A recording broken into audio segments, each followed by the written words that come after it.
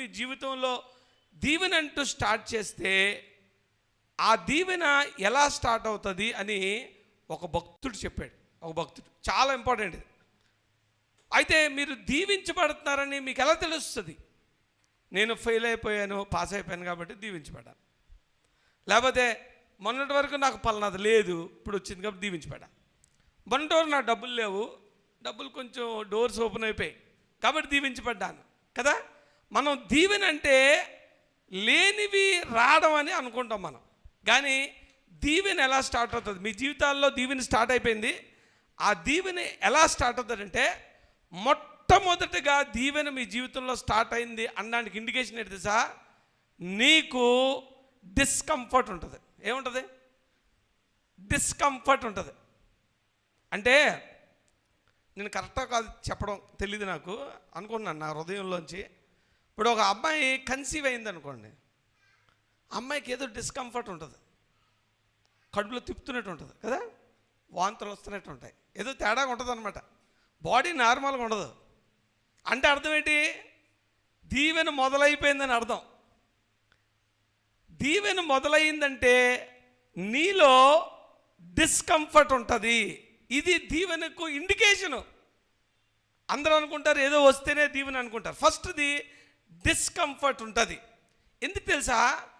నీ పాత్రను దేవుడు నింపాలంటే ముందు ఆ పాత్రను కడిగేస్తాడు. ముందు నువ్వు పాడైపోయిన దాంట్లో వండుతావా? ఒక పాత్ర ఒక చేసావు, పాడైపోయింది, అది అప్పుడు ఏం చేస్తావు?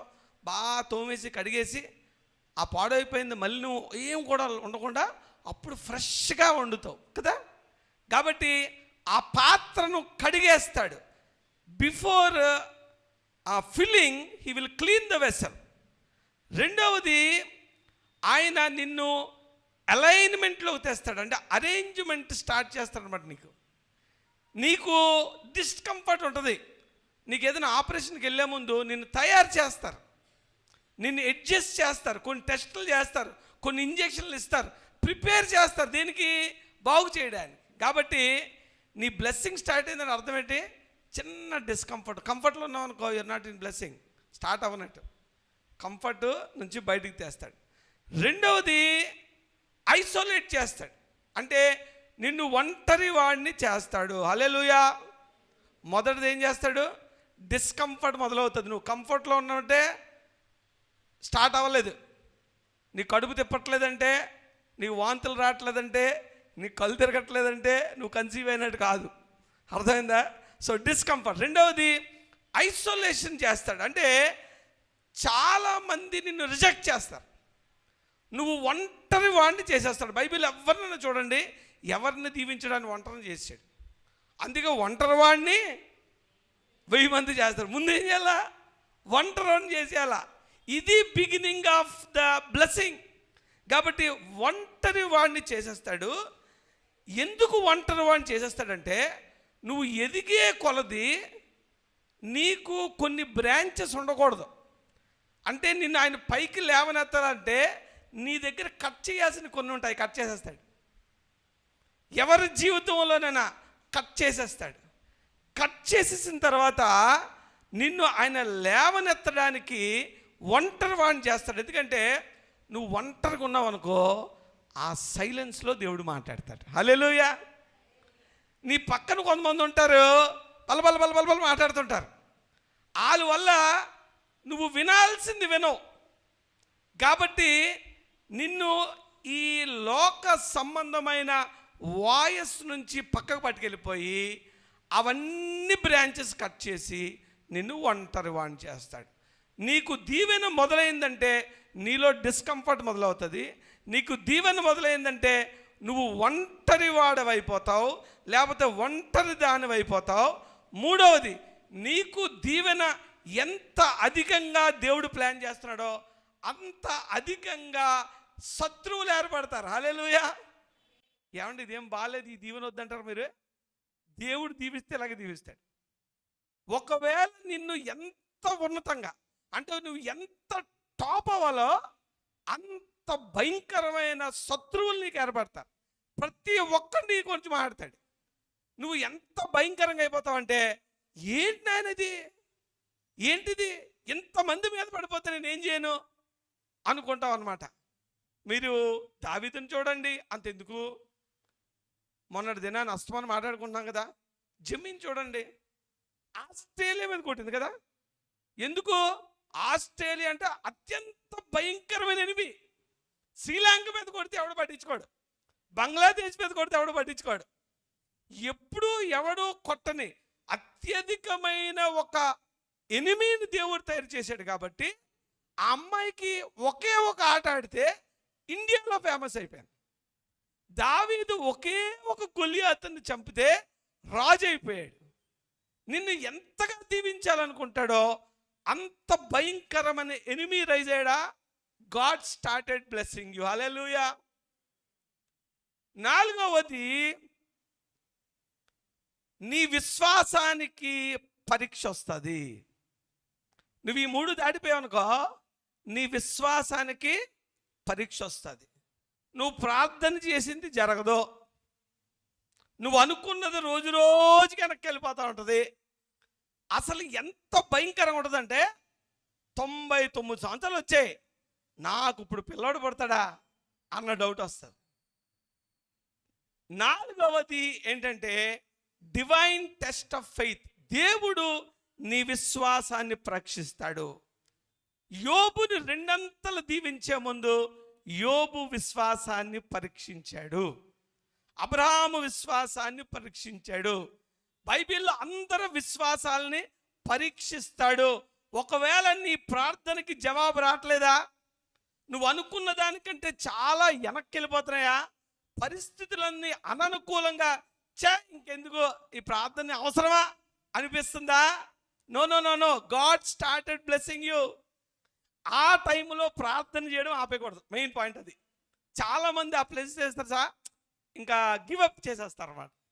కాబట్టి ఆ సమయంలో ప్రార్థన ఆపకూడదు. ఐదవది, నీకు బ్లెస్సింగ్ స్టార్ట్ అయిందని, దేవుని బ్లెస్సింగే అదని నీకు ఎలా తెలుస్తుందంటే, నీ పెయిన్ యొక్క పర్పస్ నీకు అర్థమవుతుంది. హల్లెలూయా. నీ కష్టం ఎందుకో అంతవరకు నాకేనా అంటావు, శ్రమనందుట నాకు మేలా ఏను అంటావు. హల్లెలూయా. ఇప్పుడు నువ్వు భరిస్తున్న ఆ కష్టము, ఆ పెయిను, ఆ బాధ యొక్క పర్పస్ ఆఫ్ యువర్ పెయిన్, నువ్వు ఏ స్థితి నుండి లోపలికి వెళ్తున్నావో, నడుస్తున్నావో, అది ఎందుకో నీకు నెమ్మదిగా అర్థమవుతుంది. దట్ ఈస్ కాల్డ్, ఒకవేళ నీకు అర్థమవుతుంటే దేవుడు నిన్ను దీవించడం మొదలు పెట్టాడు అని తెలుసుకోవాలి. దేవుడు ఏం చేస్తాడంటే నీ స్పిరిచువల్ ఐస్ని ఓపెన్ చేస్తాడు. అప్పుడు నీకేమవుతుంది సార్, నీ రిజెక్షన్ అంటే నిన్ను ఎవరైతే రిజెక్ట్ చేశారో, that rejection is not rejection, it is protection అని నీకు అర్థమవుతుంది. నీకు అంతవరకు ఏవి నెగిటివ్గా అనుకున్నావో అవన్నీ దేవుడు నాకు ఎందుకు చేశాడా అనిపిస్తుంది. Your rejection is for protection అర్థమవుతుంది, your delay is for direction అని అర్థమవుతుంది, your loss is for a purpose అని అర్థమవుతుంది. హల్లెలూయా. నువ్వు పడుతున్న కష్టం, నువ్వు పడుతున్న ఆవేదన, నువ్వు పడుతున్న అవమానము దేనికో నీకు అర్థమవుతుంది. అంటే గాడ్ స్టార్టెడ్ బ్లెస్సింగ్ యూ. ఆరవదిగా, సడన్గా నువ్వు దీవించబడిపోతావు. హల్లెలూయా. పరిస్థితులు సడన్గా టర్న్ అయిపోతాయి. ఇది చాలా జాగ్రత్తగా ఉండాలి. ఆ టైంలో పరిస్థితులు సడన్గా టర్న్ అయిపోతాయి. నీ సమయం ఎంత వేస్ట్ అయిపోయింది అనుకున్నావో, నువ్వు 5 సంవత్సరాల్లో చేయాల్సింది 5 నిమిషాల్లో చేసేస్తావు. దేవుడు స్టార్టెడ్ రికవరింగ్. దేవుడు ఏం చేస్తాడంటే నీ ప్రతి లాస్ని, నువ్వు ఎంత సమయం నీకు వృధా అయిపోయిందో అదంతా చాలా తొందరలో చేసేస్తాడు. నాకు ఒక ఆవిడ చెప్పింది, నేను నిజంగా అప్పట్లో అనుకున్నాను నేను ఏం చేయట్లేదు, దేవుడికి అటు ఇటు తిరుగుతున్నాను. నేను ఒక ఆవిడ ప్రార్థన చేసి చెప్పింది, మీరు చాలా తక్కువ సమయంలో చాలా ఎక్కువ పని చేస్తారని చెప్పింది. నువ్వు ఎంత వేస్ట్ అయిపోతున్నావు అనుకున్నావో అదంతా రికవర్ అయిపోద్దని చెప్పింది. నా జీవితంలో ఒక విధంగా అలా జరుగుతుంది. నేను అనుకోలేదు ఇంత కొద్ది సమయంలో ఇంత వాక్యం దేవుడిస్తాడని అనుకోలే. నువ్వు ఎంత లాస్ అయిపోయావో మొత్తం చాలా స్పీడ్గా నీ వైపు వచ్చేస్తుంటుంది. రైట్ పీపుల్ నీ లైఫ్లోకి వస్తారు. అప్పుడు నువ్వు ఎప్పుడైతే ఈ విశ్వాసంలో ప్రార్థన నిలబడతావో దేవుడు డోర్స్ ఓపెన్ అయిపోతాయి, బ్యాడ్ పీపుల్ వెళ్ళిపోతారు, రైట్ పీపుల్ వచ్చేస్తుంటారు, నీకు కావాల్సిన సెట్టింగ్ అంతా అయిపోతుంటుంది. ఆ సమయంలో కూడా నువ్వు చాలా జాగ్రత్తగా ప్రార్థనలో ఉండాలి. అప్పుడు అనుకుంటాం మనం దేవుడు దీవించేశాడు అనుకుంటాం. ఒకవేళ ఆ దీవెన కానీ నువ్వు దేవుడు దీవెన అనుకుంటే అసలైన దీవెన మిస్ అయిపోయినట్టే. చివరి పాయింట్ ఒకటి చెప్పాయి గారికి ఇస్తా. ఇప్పుడు ఎంతవరకు వచ్చాయని చెప్పండి. ఫస్ట్, నీకు దీవెన blessing started in your life. ఒకవేళ స్టార్ట్ అయితే నీకు డిస్కంఫర్ట్ ఉంటుంది. సెకండ్ది ఏముంటుంది? ఐసోలేషన్ ఉంటుంది, ఒంటరితనం ఉంటుంది. మూడవది, నీకు ఎంత పెద్ద విక్టరీయో అంత పెద్ద శత్రువులు తయారవుతుంది. నాలుగవది, నీ విశ్వాసానికి పరీక్ష, నీ ప్రార్థన వినబడదు, నీకు ఏ జవాబు రాదు, ఎక్కడ వేసిన గొంగలు అక్కడే ఉంటుంది, నిరాశ నిస్పృహలోకి వెళ్ళిపోయే పరిస్థితి ఉంటుంది. ఆ టైంలో ప్రార్థన చేయాలి. ఐదవది, నీ పెయిన్ ఎందుకో నీకు అర్థమవుతుంది. దేవుడు ఇందుకేనా, అందుకా నాకు ఆ రోజు ఆ ఎగ్జామ్ ఫెయిల్ అయిపోయాను, అందుకా ఆ రోజు నాకు ఇలాగైంది, ఒకవేళ అలాగైతే ఇలాగ అవ్వకపోదునే అనుకుంటావు. ఒక ఆయన మంచి ఎగ్జాంపుల్ చెప్పాడు. ఒక అతను ఇంటర్వ్యూకి వెళ్ళాడట, 2-3 సార్లు చెప్పాడు. ఇంటర్వ్యూకి వెళ్ళాడట, చాలా పేద బిడ్డ, చాలా ఉద్యోగం అవసరం. అతను ఒక కంపెనీలో ఒక అసిస్టెంట్, అంటే రికార్డ్ అసిస్టెంట్గా లేకపోతే ఆఫీస్ అసిస్టెంట్గా ఫైల్ ఆల్కీలకి ఇస్తారు కదా, అలాంటి జాబ్కి అప్లై చేయడానికి వెళ్ళాడు. వెళ్తే అది చాలా పెద్ద company, international company, software company. వాడు అప్లికేషన్ తీసుకునేటప్పుడు వాడు అడిగాడు, మరి నువ్వు చాలా పేదవాళ్ళలో ఉంటావు సార్, నాకు చాలా అవసరం సార్, నేను పెద్దగా ఏం చదువుకోలేదు, ఆఫీస్ అసిస్టెంటే కదా, అందుకని అప్లై చేశాను. అంటే నీ ఈమెయిల్ ఐడి ఏంటని అడిగాడట. నాకు ఈమెయిల్ ఐడి లేదు, తెలియదు సార్ అన్నాడు. తెలియకపోతే వెళ్ళిపో, ఇది ఇంటర్నేషనల్ ఐటీ కంపెనీ, ఇందులో పాకివాడు కూడా ఈమెయిల్ ఐడి ఉండాల్సిందే, ఎవడు కూడా మాట్లాడకూడదు, మామూలుగా క్యాజువల్ పేపర్లు ఉండవు, ఈమెయిల్ ఐడి లేనోడు ఈ కంపెనీలో పనిచేయడానికి పాత్రుడు కాదని పంపించేస్తే చాలా బాధపడుతూ వచ్చాడు.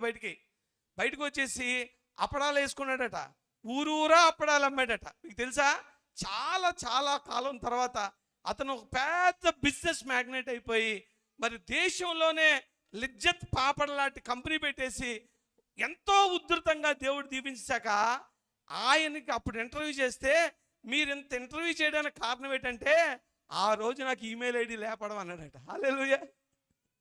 ఆ రోజు ఈమెయిల్ ఐడి ఉంటే వాచ్మెన్ అయ్యేవాడు. దేవుడు నిన్ను ఒక పెయిన్ గుండా ఎందుకు పట్టుకెళ్ళాడో నీకు అర్థమవుతుంది అంటే అది దేవుని మరి ప్రణాళికలో, ఆయన ప్లాన్లో నువ్వు ఉన్నట్టు. అది ఐదవది. ఆరవది, సడన్గా గేట్లు ఎత్తేస్తాడు దేవుడు. సడన్గా నీకు దీవెనలు వచ్చేస్తాయి, నీకు అన్నీ కలిసి వచ్చేస్తుంటాయి. ఈ టైంలోనే మొత్తం మనకున్నదంతా నశలానికి ఎక్కేస్తుంది అనమాట. సకానికి సగం మంది అక్కడ పడిపోతారు. దేవుడు అన్నీ మంచిగా చేస్తే దేవుడు మర్చిపోతారు. ఈ stage is not complete stage of blessing. ఎందుకంటే ఒకరోజు అది పోతే మళ్ళా పాతాళానికి పడిపోతాం. ఫైనల్ స్టేజ్ ఏంటంటే spiritual elevation. Hallelujah. Spiritual elevation is the final stage. అప్పుడు ఏమవుతుంది తెలుసా, నీకు అసలు ఏం కావాలో నీకు అర్థమవుతుంది. నిన్ను ఏ బ్లెస్సింగు, ఏ లోక సంబంధమైనవి ఏవి కూడా నిన్ను కదల్చలేని ఒక స్పిరిచువల్ స్టేజ్లోకి నువ్వు వెళ్ళిపోతావు. నీకు అంతవరకు నాకు బ్లెస్సింగు అవి కావాలి ఇవి కావాలనుకున్నాడువి అసలు అట్లా పట్టించుకో. అవి ఉన్నా లేకపోయినా, వచ్చినా పోయినా, యోబులాగా నిన్ను ఏవి కదల్చలేని ఒక స్పిరిచువల్ మెచ్యూరిటీలోకి, దేవుని ఆశలు కనుగొనే ఒక ఆధ్యాత్మికమైన మేలుకొలుపులోకి, నీ అంతరాత్మ ఇన్నర్ ట్రాన్స్ఫర్మేషన్లోకి, దేవుని చిత్తాన్ని, దేవుని ఆలోచనల్ని నెరవేర్చడానికి నువ్వు పూనుకునే ఒక అత్యున్నతమైన స్థితిలోకి వెళ్ళిపోతావు. ఆ స్థితి ఎలా ఉంటుందంటే ఈ లోకంలో ఏది కూడా నిన్ను కదల్చలేదు. ఈవిల్ సైతాను నీకు ఇనాక్టివ్ అయిపోద్ది. సైతాను నిన్ను కెలకాలంటే ఏం చేయాలా? నీ పిల్లోని కెలకాలా? విలియం కేరీ గారి పిల్లలు చచ్చిపోయినా బైబిల్ ప్రింట్ చేసేసాడు. ఏం చేయాలా? డబ్బులన్నీ తీసేయాలా? యోబుకి డబ్బులన్నీ తీసేసిన దేవుడు నమ్మకంగా ఉన్నాడు. చివరికి ఆ స్టేజ్ ఎలా ఉంటుందంటే నువ్వు ఏం కోరుకోవాలో నీకు తెలుస్తుంది. దేవుని అత్యున్నతమైన పిలుపుని నువ్వు గ్రహించిన వాడవై నువ్వు బ్లెస్ అవ్వడం కాదు, అనేకులకు నిన్ను బ్లెస్సింగ్గా పెడతాడు. ఇది 7 స్టెప్స్. ఈ విధంగా దేవుడు మిమ్మల్ని బ్లెస్ చేస్తాడు. ఒకవేళ మీరు ఏమన్నా ఆ స్థితిలో ఉన్నట్లయితే బీ హ్యాపీ. దేవుడు మిమ్మల్ని దీవిస్తున్నాడు. నీ కష్టంలో ఉందా? డిస్కంఫర్ట్ ఉందా? ఐసోలేషన్లో ఉన్నావా? శత్రువులు ఎక్కువైపోయారా? నీ ప్రార్థనకు జవాబు రావట్లేదా? Don't worry, God is in the process of blessing. ఆయన నిన్ను బ్లెస్ చేసే ఒక పనిలో నీ జీవితంలో ఆయన మొదలు పెట్టాడు అని నేను తెలియజేస్తూ ఉన్నాను. మరి ఈ మాటలను బట్టి మీరు ధ్యానించండి వాక్యం. ఒకవేళ మీరు ఆ స్థితిలో ఉంటే మిమ్మల్ని దేవుడు దీవించును గాక.